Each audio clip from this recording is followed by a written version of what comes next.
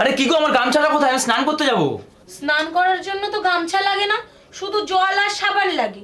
গামছা তো গা মোছার জন্য লাগে। আরে জ্ঞান দেওয়ার জন্য ধন্যবাদ, কিন্তু দয়া করে বলো গামছাটা কোথায়? আমাকে জলদি স্নান করতে হবে এখন। একটা কথা বলো, গামছা দেবো না জবাব দেবো? গামছা দাও। তাহলে জবাব কে দেবে? আরে বাবা, আমি কি এই বাড়িতে একটু শান্তিতে থাকতেও পারবো না? কেন পারবে না? এটা তো তোমারও বাড়ি, ওর জন্যই তো তোমাকে আমি থাকতে দিয়েছি। তোমার এই উপকারের কথা আমি জীবন ভর মনে রাখবো, কিন্তু এখন দয়া করে গামছাটা দাও, আমার হাতে সময় খুবই কম। কি গো, এমন কথা বলো না। তোমার যদি সময় শেষ হয়ে যায় তাহলে আমার শীতের সিঁদুরের কি হবে? আরে তুমি তো দেখছি বিধবা হওয়ার জন্য উতলা হয়ে উঠেছো। আমি মরার কথা বলিনি, আমার অফিসে জরুরি মিটিং আছে, আমাকে গামছাটা দাও, আমি বাথরুমে যাব। কিন্তু বাথরুমে কিসের মিটিং? মিটিং অফিসে, বাথরুমে না।